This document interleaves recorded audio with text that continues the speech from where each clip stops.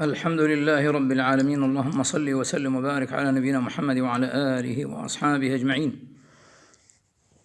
قصتي مع الاستغفار، وأنا على يدي كان عندي أحد قريباتي لم تنجب لمدة 12 سنة 12 سنة لم تنجب، ففهمتها كيف تستغفر، أن تستغفر يوميا من 10,000 إلى 20,000، فاستغفرت كل يوم 16,000 مرة.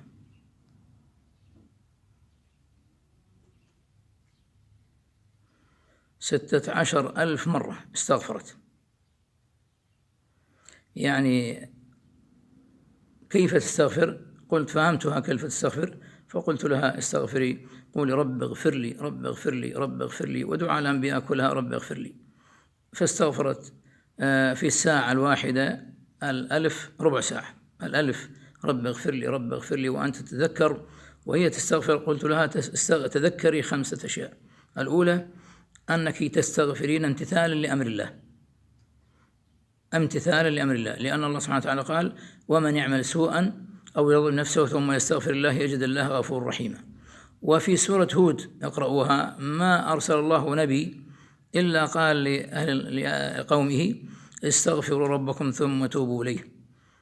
كل الأنبياء استغفروا ربكم ثم توبوا إليه، فأولهم رسولنا محمد عليه الصلاة والسلام، يا قوم استغفروا ربكم واستغفروا ربكم ثم توبوا إليه يمتعكم متاعا حسنا إلى أجل مسمى ويؤتي كل ذي فضل فضله، يعطيكم عيشة طيبة إلى أجل مسمى، إلى الموت. استغفروا ربكم ثم توبوا إليه يمتعكم متاعا حسنا إلى أجل مسمى، إلى الموت، وبعد الموت ويؤتي كل ذي فضل فضله. كل ذي فضل من الأعمال ينطي فضل أكثر.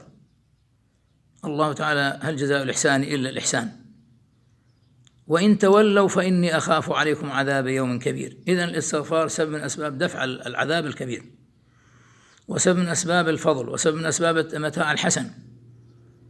فقلت لها امتثلي لأمر الله. أول وحدة امتثال لأمر الله. ثاني وحدة تتذكرين الذنوب، كل الذنوب منذ أن توعينها في بالج عمر 10 سنين أو أقل، وتذكرين تلك الذنوب. فلان يوم كذبت، فلان يوم صدق، سوت فاحشة، فلان يوم غشيت، فلان يوم اغتبت، سمعت أغنية في أي مكان. فالذنوب كلها تصير أمامك، فإذا صارت هذه الذنوب أمام الشخص أصبح يستحي من الله، يتقدم بذنوبه إلى الله، يا رب جئتك يا رب أن تغفر لي بذنوب هذه، فتقدمها بين يدي الله حتى تكون تورث في قلبك الحياء. وهذه النقطة الثالثة. ثم الحياء، ثم تستحين، وأنت تستغفرين تستحين، عندما تذكر الذنوب تستحين، امتثال، ثم تذكر الذنوب، ثم الحياء، ثم الرابعة تريدين رضا الله، لأن الله عندما غضب عليك أغلق الأبواب، وعندما يرضى عنك يفتح الأبواب، فتريدين الرضا. ثم الخامسة أن تبتغين ما تريدين من ذرية أو زواج أو غيرها. وأعطيت هذه التجربة لبنات يئسن من الزواج، وأنا تزوجت 4 بنات بهذه الطريقة. استغفار يوميا، رب اغفر لي، مع المحافظة على طبعا التوحيد وتحقيق التوحيد، أن الله هو اللي يغفر الذنوب، وكثرة السجود والقرب إليه، والنوافل بعد الفرائض، لأن الله يحبك إذا كثرت النوافل، ولا يزال عبدي يتقرب إلي بالنوافل حتى أحبه، فإذا أحببته كنت بصره الذي يبصر به، وسمعه الذي يسمع به، ويده التي يبطش بها، ورجله التي يمشي بها، ولئن سألني لأعطينه، ولئن استعاذني لأعيذنه. تريد الله يحبك؟ والله عليك بالنوافل، نوافل الصيام، ونوافل الصدقة. نوافل الزكاة هي الصدقة، ونوافل الصيام هي صيام التطوع، أيام البيض والاثنين والخميس ويوم عرفة كذلك، والتاسع والعاشر من محرم. هذه كلها نوافل. ثم نوافل الصلاة، قيام الليل وصلاة الضحى والسنة القبلية وغيرها، كلها نوافل. نافلة الحج، العمرة نافلة، النافلة هي الزيادة على الفرض، فقال الله تعالى: ولا يزال عبدي يتقرب إلي بالنوافل حتى أحبه فإذا أحببته كنت بصر الذي يبصر به، حتى أحبه فإذا أحببته كنت بصر الذي يبصر به وسمع الذي يسمع به ويده التي بطش بها، ولئن سألني لأعطينه ولئن استعاذني لأعيذنه. إذن عندما ترضين الله يحبك الله. عندما ترضين الله ترضينه فإنه يحبك. عندما ترضينه فإنه يحبك. فإذا أحبك حببك إلى عباده.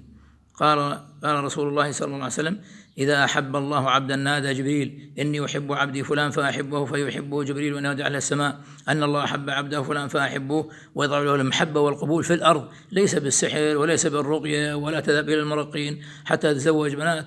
يخابرني بناتي يتصل بي ويراسلني يقول: والله خواتي والله يئسنا من ماكو زواج، ماكو ذرية، ماكو كذا، اتصل إلى الخطبة وتنفسخ، وأذهب إلى المرقي بين مرقي ومرقي حتى أتزوج ما أتزوج.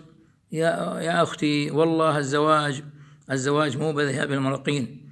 الزواج أن تجعلين الله يحبك، فإذا أحبك الله والله يحببك إلى عباده، بدلالة هذا الحديث: إذا أحب الله عبدا نادى جبريل: إني أحب عبدي فلان فأحبه فيحبه جبريل وينادي على السماء أن الله أحب عبده فلان فأحبوه، ويضع له المحبة والقبول في الأرض.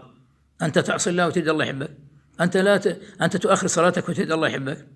أنت تحمل خرج وخزعبلات وتعلق قلبك بالمرقين، كل مشوار عند مرقي، كل ساعة عند مرقي، وهذا مرقي تيهك وهذا يضيعك وهذا ينتل وهذا يضرب الكرم. ما يصير يا أخي اعرف كيف أن الله يحبك، انشغل بهذا المسألة، أن الله كيف تجعل الله يحبك، وهي بضبط الفرائض ثم بكثرة النوافل، خاصة قيام الليل وتلاوة كتاب الله والصدقة اليومية. الله يحبك، والله يحب القائمين، يباهي الملائكة ويباهي اليوم في يوم عرفة يقفون على عرفات، كذلك يباهي الذين في المساجد من صلاة الظهر إلى المغرب يدعون الله، يباهي بهم، وفي ليلة القدر يباهي، يا الله يباهي. فإذا قام الرجل في قيام الليل قال الله تعالى يباهي، قال رسول الله صلى الله عليه وسلم: إن الله يباهي إذا قام العبد من فراشه فإن الله يباهي الملائكة يقول: انظر إلى عبدي ترك فراشه اللين وأقبل إلي يذكرني، اشهدوا أني قد غفرت له. يباهي. فالمباهاة مباهاة محبة، يحبك. هذه الأشياء التي تجعل الله تعالى يحبك: تحقيق توحيده والتوكل عليه وحسن الظن به واليقين بأنه يستجيب وأنه كريم وبأنه قادر، وكذلك تذكر الذنوب وأني أستغفر الله من ذنوبي وأحمده على نعمته علي، وكذلك كثرة النوافل بعد الفرائض وكثرة السجود وتعلق القلب به ولا ببشر أبدا. هذه الاستغفار. فالاستغفار الذي قلته لهذه القريبة لي، قلت: استغفري كل يوم رب اغفر لي. الأنبياء كلها اقرأوا في سورة هود أو في كل القرآن تجدون أن الأنبياء يقولوا ربي. موسى عليه السلام قال: ربي اشرح لي صدري. آدم وحواء: ربنا ظلمنا أنفسنا. ربنا. داود: ربي إني ظلمت نفسي فاغفر لي، فغفر له. إبراهيم عليه السلام: ربي اجعلني مقيم الصلاة. ربنا إني أسكنت من ذريتي. أيوب: ربي إني مسني الضر وأنت أرحم الراحمين. نوح: ربي لا تذر على الأرض من الكافرين ديارا. ربي إني مغلوب فانتصر. وفي خواتم سورة آل عمران: ربنا إننا سمعنا منادي ينادي للإيمان أن آمنوا بربكم فآمنا ربنا فاغفر لنا ربنا 5 مرات ربنا. وفي نهاية سورة كذلك البقرة: ربنا لا تؤاخذنا إن نسينا أو أخطأنا ربنا ولا تحمل علينا ربنا. ثم أمرنا الله تعالى قال: ومنهم من يقول ربنا آتنا في الدنيا حسنة وفي الآخرة حسنة وقنا عذاب النار. ربنا، يقولون ربنا، ما يقولون اللهم ربنا، لأن الربوبية هي عمل الرب، هو اللي يغفر بالربوبية، يغفر بربوبيته ويرزق بربوبيته. فالرب هو الخالق والمدبر والرازق والمحيي والمميت والمعز والمذل. أعمال الرب كلها بالربوبية. أما الألوهية أعمالنا نحن تنصرف إلى الله، عندما تقول اللهم يعني يا الله صرفت هذا الدعاء لك يا رب. أما الربوبية تدخل مباشرة على الربوبية، على أعمال الرب مباشرة، ولهذا الأنبياء كلها قالت ربي. ورسول الله صلى الله عليه وسلم كان يقول إذا أصبح رب اغفر لي وتب علي إنك أنت التواب الرحيم 100 مرة ربي. وبين السجدتين رب اغفر لي رب اغفر لي. وفي حديث آخر رب اغفر لي وارحمني واهدني وارزقني وعافني واجبرني وارفعني. ربي. الله رسول الله أمرنا أن نقول ربي، والله أمرنا الذي يقول ربنا إننا آمنا فاغفر لنا ذنوبنا. أسأله الله بإيمانهم بس بالربوبية، ربنا إننا آمنا فاغفر لنا ذنوبنا وقنا عذاب النار، في سورة آل عمران. وفي سورة المؤمنون الذين يقول ربنا آمنا فاغفر لنا وارحمنا وأنت خير الراحمين. ربنا يعني إذن كلها ربنا. فقلت لها قولي ربي رب اغفر لي رب اغفر لي رب اغفر لي. ولقمان قال لابنه يا بني عود لسانك على قول رب اغفر لي رب اغفر لي لعلك تصادف ساعة إجابة.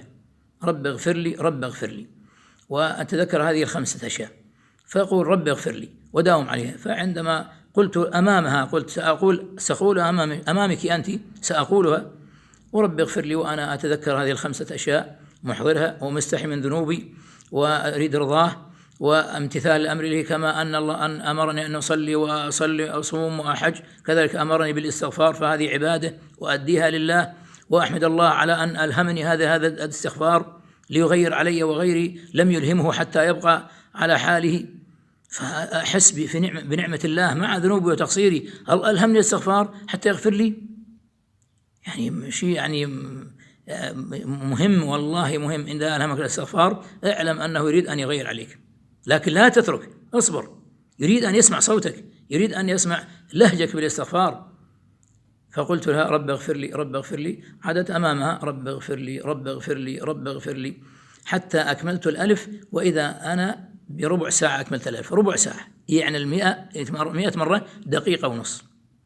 قلت لها حتى تتركين السبحة وتتركين المحبس الإلكتروني، لأنك إذا قلت لك المحبس الإلكتروني راح يلهيها إذا بدأت تغسل يعني مواعين أو تشطف تغسل البيت أو في شغل البيت، ستترك، لأنها تركت السبحة وتركت المحبس، فستتركن وتتوقف عن الاستغفار حتى تنهي عملها في البيت ثم تعود. إذن راح تضيع ساعة ساعتين. ليش؟ لا عندك طريقة ما تضيع كل شيء ولا دقيقة من وقتك. استعملي الساعة وشوفي أنت نفسك، أنا سويتها ربع ساعة، يجوز أنت سويتها بثلث ساعة. شوفي وقتك الألف إيش قد طول عندك، ثم احسبي الساعة إيش قد طولين بيها. إذن عرفت أن ربع ساعة الألف ربع ساعة. قلت لها يعني إذن الساعة إيش قد بيها؟ يعني 4000 4 أرباع يعني 4000. قلت لها ساعة الصبح صباحا الضحى بعد ما تكملين شغلك تقعدين وما عندي شغل تبدين بالاستغفار ساعة، ثم ساعة العصر بديتي ب8 انتهت ب9 يعني مسوية 4000، إذا 9:30 يعني مسوية 6000، إذا بال10 يعني مسوية 2000. إذن تعرفين على الوقت حتى تركين، حتى تدبرين الاستغفار فقط، لا تلتهين بالسبحة والمحبس. لا أقول حرام، لكن حتى لا تلتهين، حتى تركزين على الاستغفار. إذن هذا قلت لها ساعة صباحا وساعة العصر صار 2 ساعة، وساعة ليلا بالتعليلة ومن نصها الأهل، وأجلس وحدي هناك وأستغفر رب اغفر لي رب اغفر لي رب اغفر لي. صار شد 12000 ساعة صباحا، ساعة العصر 8، وساعة بالليل صارت في التعليل قبل النوم بعد صلاة العشاء صارت 12. وفي السحر وبالأسحار يوم يستغفرون نص ساعة أو 3/4 ساعة، وإذا يعني صارت 13 وعندها 12 15. بدأت هي تسوي 4000 أيضا ساعة في السحر بعد أن تقوم الليل في 3 ركعات الوتر، ثم تستغفر ساعة السحر، وإذا مسوي 4000 صار جالس 16000 مرة. والله شهر ونص، والله شهر ونص، 12 سنة مع أطفال أبدا، 12 سنة شهر ونص، مع التزامها بالصدقات اليومية ولو بسيط، وقيام الليل، وكثرة الاستغفار، والنوافل كذلك والاستغفار. تمسكت بها شهر ونص. وإذا زوجها يتصل بي يقول والله إن زوجتي حامل، والحمد لله حامل إذن صارت 12 يعني 16 ساعة، 16 ألف استغفار، شهر ونص ما تتركه أبدا، كل تتركي أكل وشرب، اترك كل شيء ولا تنسين الاستغفار، يوم يفوتش أبدا، لا يفوتش يوم، وانتظري الصبر واستعينوا بالصبر والصلاة. والله استغفرت شهر ونص، وإذا صار عندها حمل وأنجب الطفل والحمد لله، والآن يركض الطفل. والاستغفار يعني هو سبب من أسبابها. هذه القصة أردت أن أبينها، أعطيتها أيضا كذلك لبنات غير متزوجات، مدرسات وخريجات وبنات شابة وجميلة لكن وصاحب الدين وأخلاق، لكن مع الأسف مربوطة بالسحر. فقرأت عليها، وبعد أن قرأت عليها أعطيت هذا المنهج. والله تزوجا 4 على يدي بهذه الطريقة. وأنا أنصح كل يعني ما عندها أطفال، كل من يعني ما عندها يعني ما من زوجة أو ما يأتيها خطابة، والله تذكر هذا 5 أشياء عندما تستغفرين، وابدأ بالاستغفار بطريقة رب اغفر لي وأنت تذكرين هذا 5 أشياء اللي قلتها. ثم عليك بالنوافل والصدقات اليومية وقيام الليل. والصدقة لو بسيط، لو قدح ماء يعني حيوان لبشر، تنطين هذا الميت تبتغين بها وجه الله تعالى. والحمد لله رب العالمين، وصلى اللهم وسلم على نبينا محمد وعلى آله وأصحابه أجمعين.